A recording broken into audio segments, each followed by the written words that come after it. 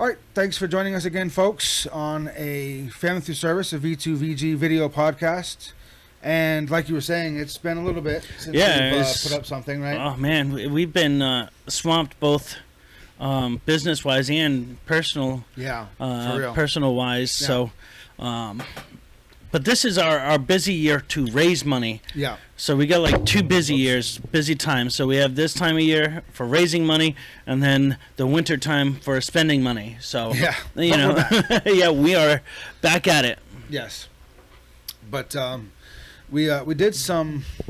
We make it a habit of doing, kind of heavy episodes and then lighthearted episodes back and forth. But I think this one's going to be a little bit more lighthearted, I'd say. Yeah, I mean, which is good because, we decided that even though all these other programs are harping all over the emotional attachment to all the things going on across the country, we decided collectively to hold off and kind of address it in a more problem and solution type stuff. So, so we're gonna, have a little bit of fun, I guess. Yeah, because there's been a lot of stuff going on in the country and the world that's just too heavy right now. And frankly, not a lot of factual information has come out. There's a lot of, suspicion and speculation and shit. And it's like, I don't really want to get on that bandwagon. And it's different from when we did the Afghanistan thing. I think that required our emotional response. Yeah, and that I don't think we could have not done something on that. But I think everybody's being so emotional about everything right now that we will put it. It's on our minds, and we definitely are thinking about the families and the children who have been casualties of what's happening. But we want to have a little more fun while the world is so hectic right now. I agree. So this episode, we are gearing up for our second yard sale this weekend, so we have a lot of stuff to do, but that's another reason why we don't really want to weigh ourselves down mentally. Absolutely. But this episode, I don't know even what to call it, but whatever, we're going to talk a little bit about cartoons from when we were kids. 80s, 90s cartoons. Yeah, and so this was like Sarah's idea, and we were talking about the cartoon. Okay. So, sorry about that, folks. We were interrupted because, like Chuck said, we are always doing business. And, you did mention that we have our big yard sale tomorrow, and that's what this was about. So people dropping off donations. So sorry about that. But we're doing some cartoons from when we were kids. And so my wife had the idea, and we were just busting chops with talking about which character all of us would be according to Winnie the Pooh, and so we were talking about it, and so she was asking me what I thought. So my thoughts were I would be kind of like Rabbit, like always kind of miserable. Everything has its place, everything in its place, type of thing. Don't interrupt my my routines type.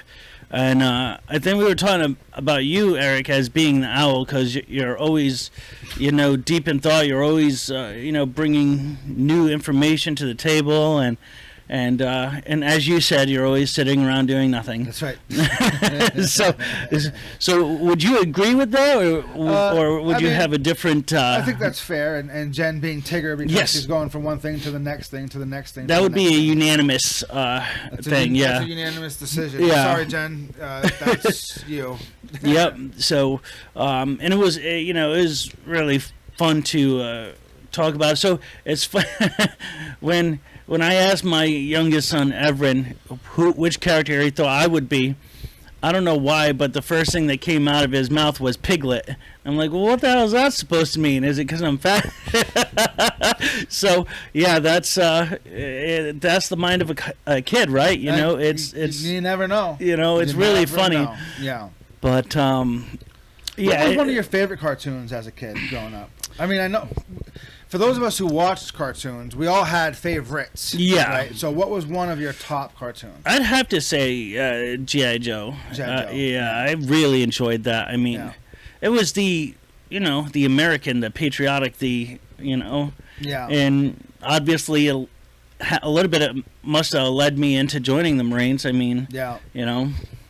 How about you? I was trying to think about one of my favorite. I mean, I watched different cartoons. I didn't really have a favorite so much, but I don't know. I think Scooby-Doo is probably the cartoon I watched the most. And the lesson I learned from Scooby-Doo is don't trust people because people are the monsters. Yeah, and I guess if you're gonna try and teach your kids a life lesson like that without completely traumatizing them, I think that's a pretty good. Yeah, people are the monsters. Yeah, I mean, you could do the Hansel and Gretel thing, but like the way it's based from old folk, which is very frightening and traumatizing. Graphic. So, where's our? It's over there. A couple things. Yeah, but I watched different cartoons. I didn't watch. Well, I mean, I didn't watch one specific cartoon a lot. I actually watched Care Bears a lot as a really young, like toddler. I remember watching Care Bears, and I actually had a Care Bear. I actually had two. One was the one with the moon. I think it was a sleepy one, and one had the shamrock. Lucky. I think that was Lucky. Yeah. Yeah.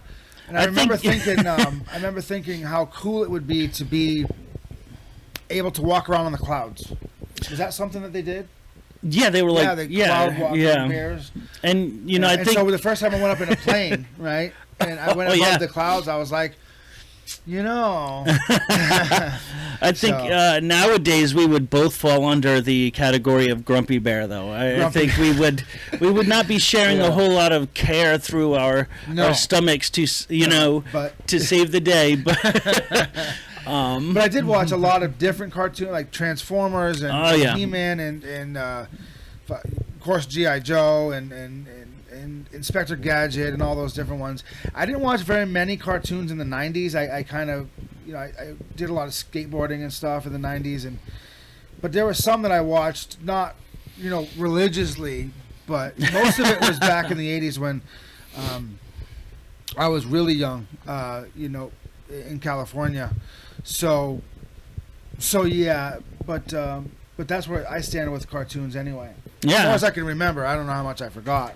How about Teenage Mutant Ninja Turtles? Did you watch that one? I watched, now that you mention it, Teenage Mutant Ninja Turtles, I did watch that sort of regularly. Yeah. So, of the four turtles, where would you categorize me? So, you have Leonardo, who's like the natural born leader.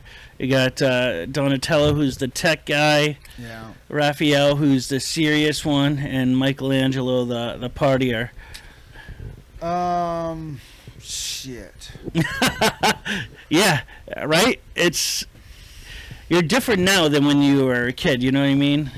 Yeah, I would say you're actually a cross between Raphael and Michelangelo, so you'd wear like orange. Yeah, okay. Because you're serious, but you fuck around. This is true, yeah. So I would say them. Yeah, and on my end to you, I would say somewhere between Donatello and Michelangelo, because you are definitely the one that fixes everybody's tech issues, but you also loved, good jokes and have a good time messing with the kids. Good too. It is. Are you allowed to eat pizza? Am I allowed to? Yes. Can I? Not so much. Okay. So yeah, you have to be careful with Yeah. But, I mean, there's that. I don't think, and it's tough because people don't really fall into neat little categories. Well, that's true. I mean, cartoons always that's true, do. yeah. But it's very much black or white, I guess, with each, The one thing about cartoons that I loved is that there was always at least in my mind, there was always a defined bad guy. Yeah. And growing up, I've realized that that's not the case. Well, they do that even in action films, right? Like they have the main antagonist, and you can the evil person. Eventually, you get to say this person or situation is the enemy. But it's frightening when they try and base it off of looks, right? Like the creepy guy with the white van who offers everything. Like it's shallow. That's not how it is. First of all, it's not how it is, and second, it's shallow. It's based off pure emotion, and that's not the way it works. Because, in my experience, the blue collar worker, right? The scrubby looking guy, the biker guy, the guy with tattoos, the guy who looks mean, is very often a very nice, very charitable, down to earth person. Yeah, and you know with the ripped jeans and the dirty fingernails, the mechanic looking guy. Nice. Not always. Sometimes they're a miserable prick. Oh yes, that's absolutely true. Yeah, right? But more often than not, they're a nice dude or lady, whatever. And honestly, a lot of their looks are going to be based off of their lifestyle as far as work or their history. Like you said, tattoos. A lot of times people don't get tattoos just to get them. They get them because they mean something. I mean, maybe to them. Nowadays it's different, but back when we were kids, it was different too. Yeah, definitely. So, but you do run into that a lot. Like it's I grew up hearing the phrase "Don't judge a book by its cover." But people really do. And I mean, instinctually, I think we all do, and we have to try not to. Mechanism, I get it, but you got to be careful. Yeah. What was a cartoon that you didn't care for very much? Oh gosh, cartoon I didn't care for.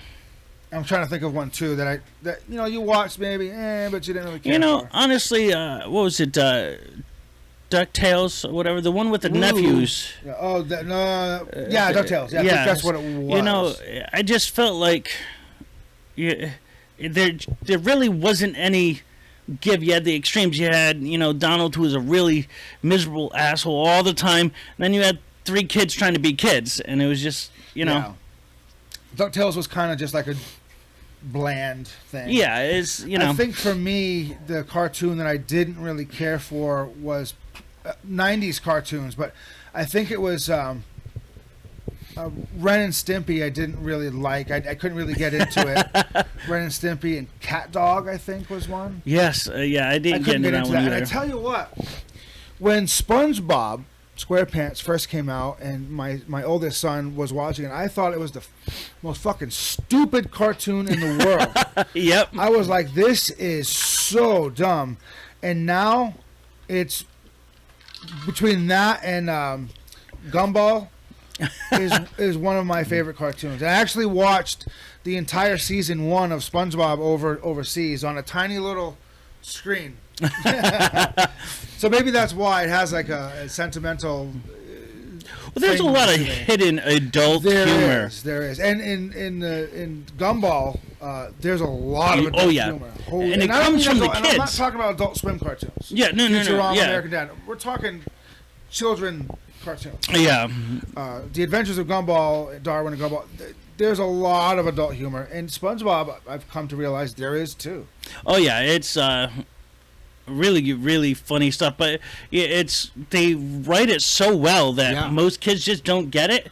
So they don't even laugh at it because it's something funny to them that they don't even necessarily laugh at the same thing we're laughing at. But it's an opportunity for parents to be able to spend time with their kids and watch something. Yeah. And it not be, negative or screwing with the kids' minds or anything. Sure. So, what about an animated, on the theme of cartoons, what about animated shows or movies that kind of fall into the cartoon category? Cartoon movie, what was one of your favorites? I already know what you're going to say, but...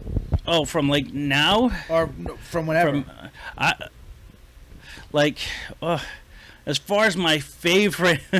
I mean, I would normally say The Lion King because it's one of my favorite movies. Yeah. But I would have to say America World Police.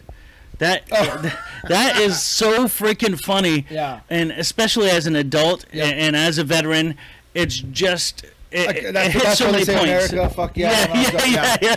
My brother Steven showed me that, and I was like, okay. Mine is Aladdin, the original the with animated Robin Aladdin. Yep. I actually knew every single word to that movie and had the soundtrack. Don't know where I got the soundtrack from, but probably a girlfriend. Yeah, I think it was, and I just stole it. And I knew every single word to that movie, every word, and I don't know what about it appealed to me so much. But Rags to Riches story, kind of everything. But there's it's kind of like every time you watch a movie, you kind of pick up something new. Yeah. Aladdin was sort of similar to that to me. As a kid, I watched it a few times. I was like, oh, I noticed this, I noticed that, whatever. And I was watching, I was reading something on Facebook probably last week, and they had those fan theories and stuff, and then I realized, I read, said, did you ever realize that in the movie, the animated movie Aladdin, when he's running away from the guards and he drops through the brothel thing, and it says those three girls like, oh, it's Aladdin, he's all that. How did they know his name?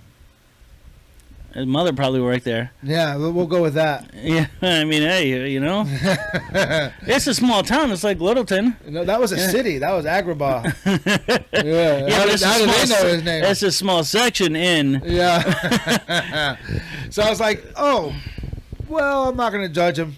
He was a street rat, so whatever. You do what you got to do. Hey, maybe he brought some of the drunkards home or whatnot. Yeah, we'll do that. So who knows, But I was like, oh, well, I guess that's fair. Whatever. How about if you could choose an antagonist to be, who would you be? Animated antagonist? Yeah. Oh, let's see. I was joking this. I was like Skeletor. But I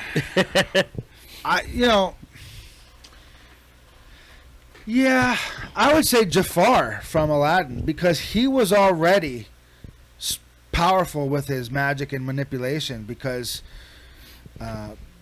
But I would be Jafar without being narcissistic about it, because it kind of screwed him over in the end. Well, yeah. Well, and plus, as parents of teenagers, we know all too well about being manipulated, don't we? Right.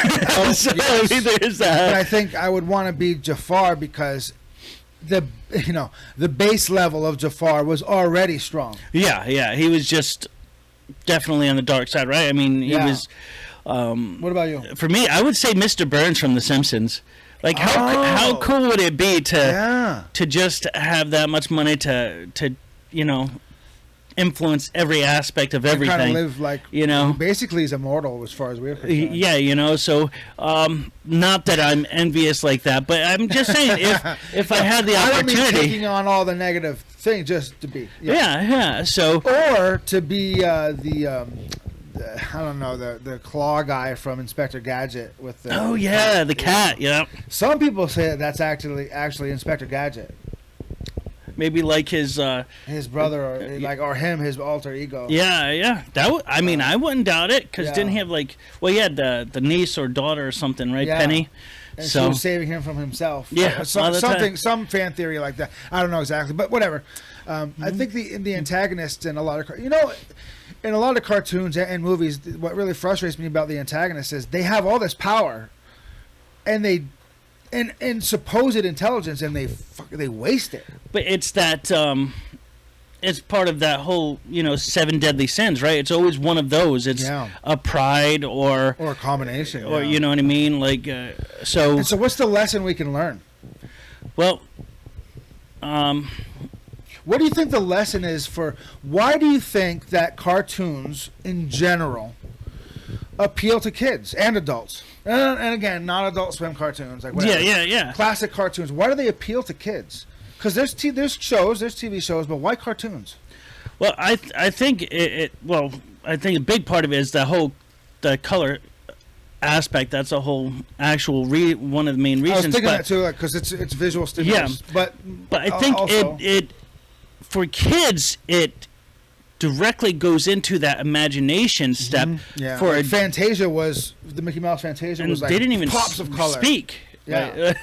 But for adults, I think what it is it's funny because it's life lessons learned most of the time. Like, it's already things that you've kind of, in one way or another, you can look at the characters and be like, Yeah, I worked with a guy like that, or Yeah, I think that a lot of the writers really of these cartoons really bring. You can't not bring your life experiences to stuff. And my second favorite animated movie is The Rats of Nim. I'm not sure if I've ever seen that one. It's fantastic, and it's a movie that just entranced me as a kid. Yeah, and it's a serious animated movie, and there's life and death in it, and there's a lot of morals and morality to it. And even as a kid, I realized that this isn't it's not a happy cartoony movie. Yeah, like Aladdin was. Okay, it's happy, it's sad, it's happy, it's sad. The Secret of Nim is like, there's comic relief. Yeah, but it's more about solving this problem, a life and death problem.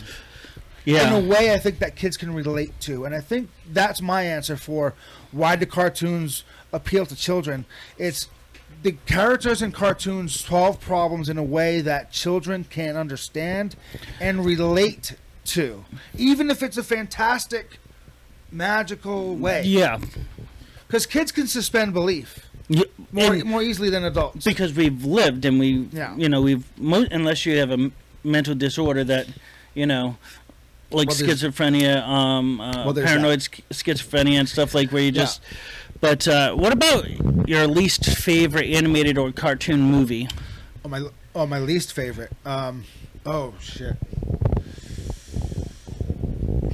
you've run across a lot of these. You have 6 kids. Yeah, I'm thinking it's actually a combo, right? It's Who Framed Roger Rabbit. Oh man, really? Yeah, and the reason why I didn't like it is because I felt, although the movie, I just felt the movie tried too hard.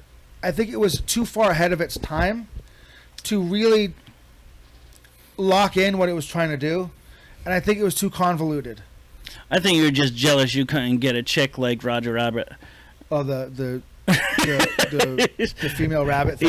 Yeah. Sarah and I love that movie. I just think Who Framed Roger Rabbit was it tried too hard to be a movie and an animated movie at the same time. I mean, it had its moments and everything, but I really didn't like it. But I'll tell you what, the movie that I hate the most is Shrek. Yes, and I know why. And there's different reasons. There's psychological reasons for it, but it's not because of the soundtrack or anything. Although Donkey that plays Shrek a part in it. is I can't Eddie Murphy. Yeah, I can't do it. But Shrek is I can't do it. Matthew watched it on repeat. I just can't do it. And if I hear, I just smash my mouth. I can't do it. And it was a funny movie. The first 4,000 times. 4,000 times. It had good morals, great storyline, all that stuff. Objectively, it's a pretty good movie. But subjectively, to me, I cannot stand it. Well, that was like only one movie of 2 movies that you guys owned, and you had the DVD Shrek, and no cable. Right, when we moved to Fort Kent. So, we had Shrek and Ants. So you literally woke up and came home for lunch and went to sleep to it. To Shrek, yes. Yeah. And he watched it all night long as his background noise. I couldn't get away from it. Yeah, that's sad, you know. It was tough. Unfortunately, it's like it's a brain splinter for sure. Yeah, like definitely. A brain beam. But I think that, cartoons have a special place, especially for people of our generation, of our age, because now there's a lot more things for people to do, kids to do. There's video games that are the graphics are far phenomenal, better. Yeah, and there's more things to do, whether they choose to do them or not, whatever. Yeah. But when we were growing up, there was far less to do, so we had to take advantage of what we had at our disposal. And there wasn't great CGI back then. Well, yeah. So when we had access to cartoons, it was a significant escape from reality, where there's a lot of escapes from reality now. Very true. And, I think true artistic ability was shown, actual artistic ability, not computer animated stuff. Sure. But all those drawings for all those characters, like, you really had to do something panel special, by panel, you know. So I think that, and I think it's really great that technology has advanced and cartoon has advanced and CGI has advanced, but I think we've lost something in the sense of the purity of a sort of panel by panel ish cartoon, and you can tell the difference. And so I my least favorite cartoon movie, I would have to say, is Frozen. First of all, I didn't think it was appropriate for kids in general, but the whole concept of this guy that is supposed to be marrying the girl, and he's like, do you really think that I could have loved you? I was just doing this to be the next person in line. It was just like, wow. It's sort of vicious. Yeah, it's like... That's something that teaches the wrong thing. Yeah, it really bothered me. Yeah, she brings her back, but that's kind of besides the point. That's a movie that teaches the wrong lesson. Yeah, it really bothered me. So, it definitely... Wait. You're going off track here, folks. I mean... And kids loved it. They ate it up. Well, I mean, the music's supposed to be... It's good and everything, but, I mean, I come from a background where, there's divorce in my family. I've been through divorce, so it definitely holds a little bit of a splinter for you. Yeah. But and I think you're right, and I think where we can see the most common advances is, and they're not animated, but if you look at the Marvel movies from when they started with like Iron Man and all those to where they are now, and the X-Men, those were they were fun to watch. But now it's so computer animated, it almost takes away from the acting of the if movies. There's too much green screen, it's like now I have to really suspend my belief. As an adult, it should be more of a blend. But we're lucky because we're living in an age that there's some cartoons that are classics that live on. SpongeBob, Winnie the Pooh, even The Simpsons. Yeah, The Simpsons, which I watch all the time. But Simpsons to me was more of a regular TV show because it just was always on. And they predicted more actual things than they predicted Schwarzenegger being governor. Trump being president. The whole dome in the movie is very realistic to what we just went through with the pandemic. So, who knows? Somebody over there is doing something right. But. Yeah, I think that this episode was just something lighthearted, just something to pass the time and to give you guys an escape from reality, and give you something to think about too. And maybe sit down and watch a cartoon or two with your kids, or have them unplug. God forbid, I know. My kids don't. Trust me, we know. We know. We know, yes. Have them unplug and turn on a cartoon. I used to watch the classic Mickey Mouse with my kids on the iPad at night for bed. But it was the classic cartoons, the classic ones, like from the 40s and 50s. Oh, wow. Yeah. And they loved it. Nathaniel, he loved it. He loved watching it. But it was quality time, But have them unplug and just watch it with them and just, appreciate it. Or even have this conversation with them. Find out what their favorite cartoon is, what their favorite character is. Communicate with your kids because... Well, they're not going to be kids forever. And they're not going to want to communicate with you forever. Yeah, I was going to say, they're not going to want to listen to you for very much longer either. So. It's true. As sad as it is, it's true. Yes. So, take the time, enjoy the time. All right, we'll see you next time.